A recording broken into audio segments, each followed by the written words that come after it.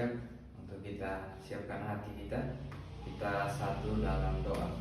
Kita berdoa. Segala puji dan syukur kami naikkan kehadirat-Mu ya Bapa, atas kasih setia, penyertaan dan perlindungan-Mu atas hidup kami.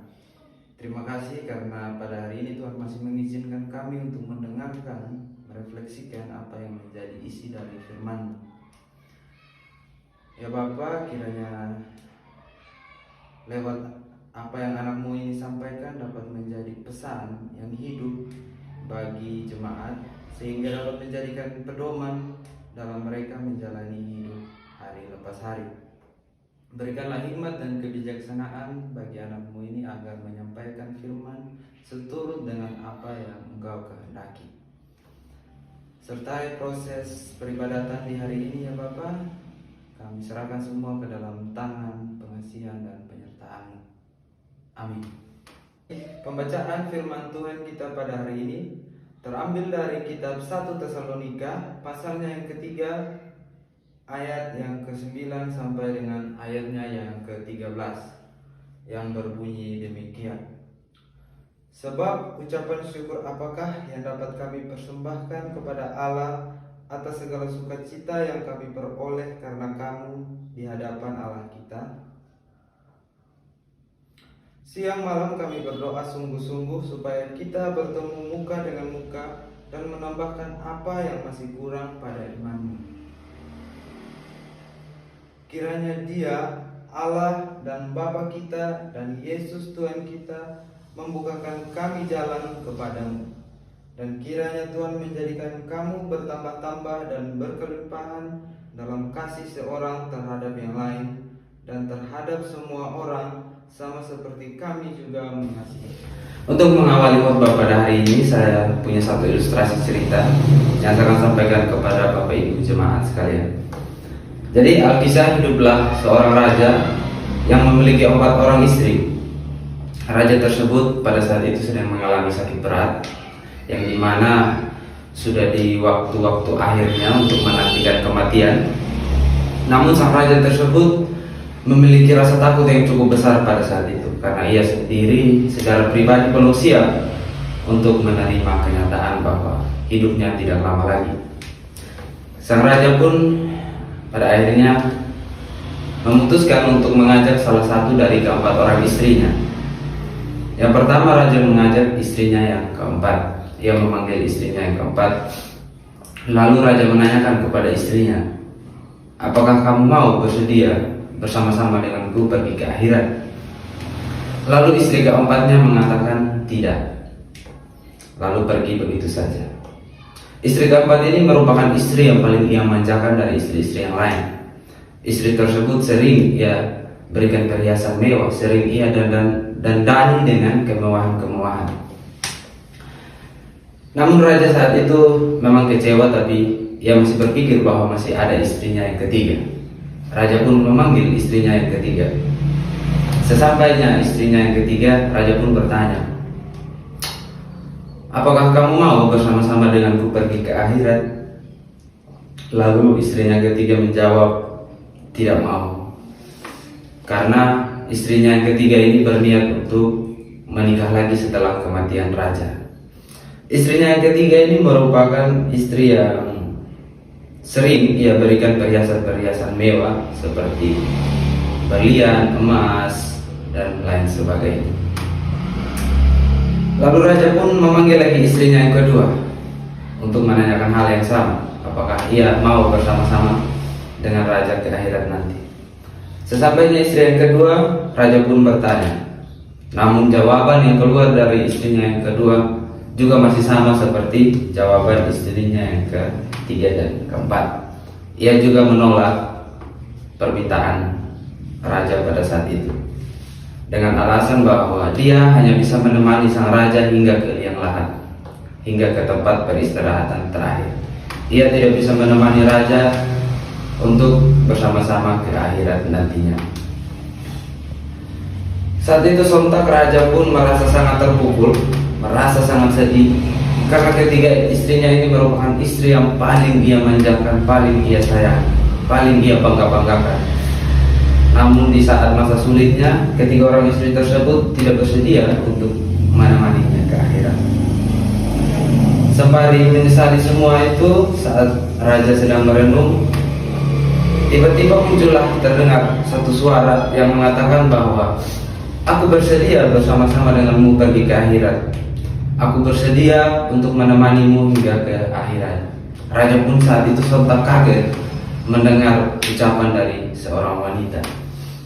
Raja pun berbalik dan melihat ternyata yang mengatakan itu adalah istri pertamanya. Di mana istri yang pertama ini merupakan istri yang paling ia terlantarkan, paling ia sering tidak berikan kemanjaan sama seperti istri-istrinya yang lain. Raja pun sontak saat itu terkejut melihat ketulusan dari istrinya yang pertama. Mendengar berita tersebut, akhirnya raja merasa sedikit terhibur atas jawaban dari istrinya yang pertama. Jadi baik Bapak Ibu, berdasarkan cerita tersebut, kita itu sebagai umat manusia, digambarkan memiliki 4 orang istri.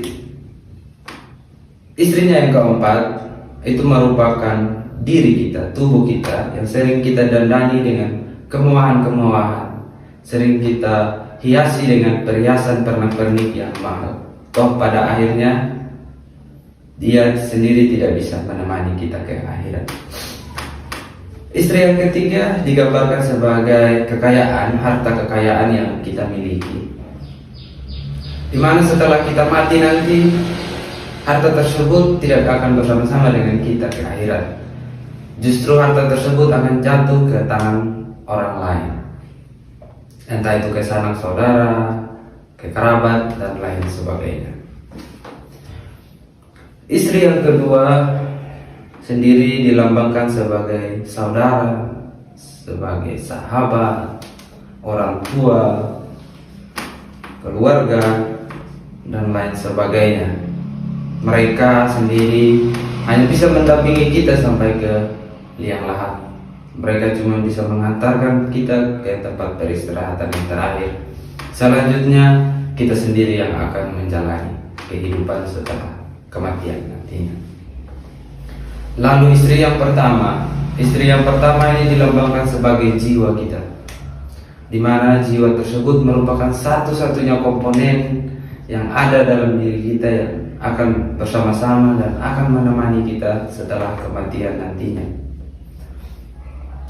Namun kadangkala jiwa ini sering kita terlantarkan, sering kita tidak pedulikan, di mana kita sering mengutamakan keinginan-keinginan duniawi, dan kita melupakan bahwa jiwa merupakan satu-satunya komponen penting yang akan menjadi bekal kita nantinya setelah kematian. Jadi baik Bapak Ibu, saudara-saudara sekalian, di penghujung cerita ini saya mau sedikit memberikan pertanyaan reflektif bagi kita semua tentunya. Sudah sejauh manakah Bapak Ibu, saudara-saudari sekalian merawat jiwa Bapak Ibu? Baik Bapak Ibu yang dikasihi oleh Tuhan kita Yesus Kristus, membahas tentang firman Tuhan kita yang telah kita baca di awal tadi dari kitab Tesalonika. Dalam kitab tersebut mengisahkan tentang bagaimana ungkapan Rasul Paulus akan pertumbuhan yang terjadi di jemaat Tesalonika pada saat itu, di mana pada masa itu Rasul Paulus sendiri sedang dalam masa-masa kesulitan. Ia mengakui sendiri itu bahwa ia sedang merasa dalam kesulitan dan putus asa, putus semangat. Tentunya bukan tanpa alasan. Rasul Paulus seperti itu karena ia banyak mengalami penolakan di beberapa tempat dalam melakukan penginjilan. Tidak hanya penolakan, ia juga mendapatkan penghinaan, fitnah, dan lain sebagainya. Salah satunya juga ketika ia berada di Tesalonika, di mana terdapat penolakan di sana oleh kaum Yahudi atas kedatangan Rasul Paulus. Karena memikirkan kondisi jemaat yang baru ia bentuk pada saat itu, akhirnya Rasul Paulus pergi meninggalkan Tesalonika. Dengan kurun waktu penginjilan Rasul Paulus di Tesalonika menimbulkan kekhawatiran tersendiri baginya. Ia takut bahwa jemaat-jemaat yang telah ia bentuk di Tesalonika imannya itu tidak bertumbuh. Mereka mudah tergoyahkan ketika mengalami kesulitan-kesulitan hidup yang terjadi di sana. Nah, dari kekhawatiran Rasul Paulus tersebut, akhirnya ia mengutus rekannya Timotius untuk pergi melakukan pengecekan jemaat yang telah ia bentuk. Namun kekhawatiran Rasul Paulus tersebut terbantahkan atau di luar dugaannya sendiri. Sekembalinya Timotius dari Tesalonika, ia membawakan kabar bahwa ternyata kondisi jemaat di sana mengalami pertumbuhan. Antara lainnya secara dalam hal iman dan kasih. Iman dan kasih jemaat Tesalonika itu terus bertumbuh dari waktu ke waktu setelah kepergian Rasul Paulus. Tentunya saat mendengar kabar itu Rasul Paulus pun sangat-sangat bahagia mendengarkan kabar bahwa jemaat di Tesalonika dalam kondisi yang bertumbuh, terus bertumbuh. Semangat Rasul Paulus pun pada saat itu yang sudah bisa dikatakan sudah menurun semangat penginjilannya, bisa kembali pulih lagi seperti semula karena ia melihat hasil dari apa yang ia kerjakan, bahwa segala sesuatu yang telah ia kerjakan dahulu itu tidak sia-sia. Jadi baik Bapak Ibu yang dikasihi oleh Tuhan kita Yesus Kristus, lalu apa yang dapat kita lihat dari perjuangan Rasul Paulus ini? Bagaimana secara umum kita dapat melihat Rasul Paulus bukti pelayanannya dengan selain bukti pelayanan, kita juga dapat melihat bagaimana ia merawat jemaat yang telah ia bentuk. Setelah kepergiannya dari Tesalonika, ia tidak semata-mata melupakan semua apa yang telah ia kerjakan.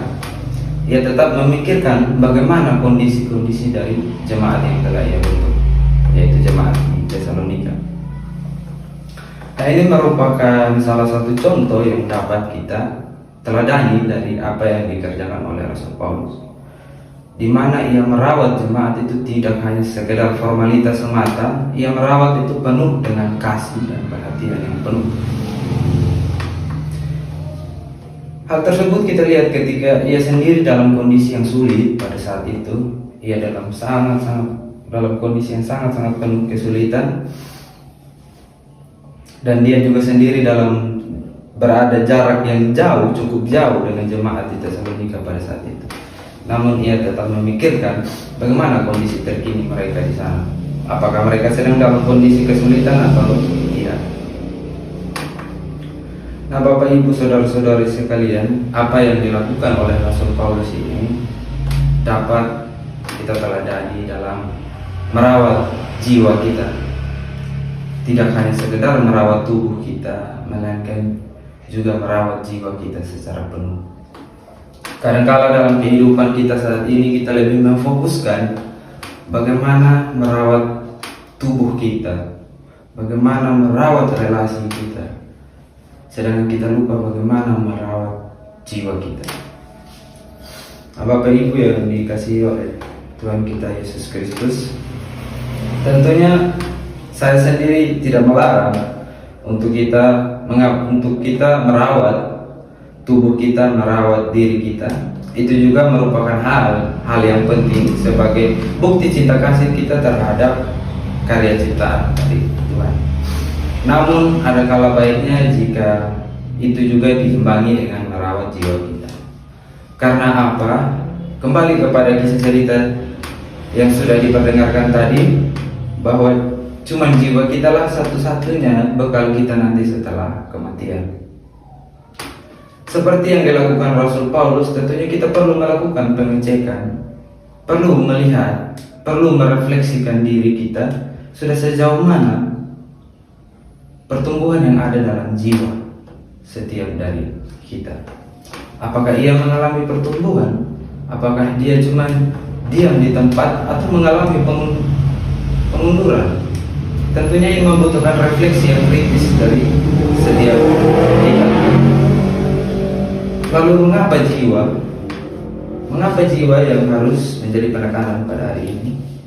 Karena di dalam jiwa setiap dari kita itu terdapat iman, kasih, dan pengharapan. Tentunya jiwa yang kuat, jiwa yang sehat itu harus ditopang dengan iman, kasih, dan pengharapan. Iman menandakan keyakinan kita terhadap Yang Maha Kuasa. Kasih ini melambangkan bagaimana hubungan relasi kita dengan Tuhan dan juga dengan sesama. Sedangkan pengharapan sendiri mencerminkan tentang bagaimana di hari esok. Dengan jiwa yang kuat, dengan iman, kasih, dan pengharapan yang kuat, tentunya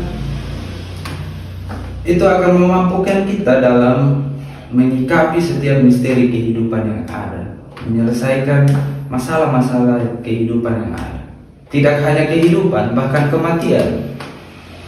Dengan iman, kasih, dan pengharapan yang kuat, kita memiliki bekal juga untuk menerima atau menyambut kematian. Baik Bapak Ibu yang saya kasihi, seperti yang sudah diperdengarkan tadi di awal cerita, bagaimana raja sendiri mengalami ketakutan ketika hendak menemui ajalnya. Tentunya rasa takut ini merupakan hal yang wajar sebagai manusiawi, karena memang tidak luput setiap dari kita memiliki rasa takut itu. Namun jika kita sendiri secara pribadi dari waktu ke waktu terus bertumbuh dalam iman, kasih, dan pengharapan, tentunya kita sudah memiliki dasar yang kuat, fondasi yang kuat dalam menyikapi kematian. Kita tidak lagi menjadi pribadi yang hidup dalam ketakutan, hidup dalam pesimisme akan masa depan. Kita menjadi optimis. Karena apa Bapak Ibu? Karena kita sudah memiliki dasar yang kuat, kita sudah memiliki fondasi yang kuat.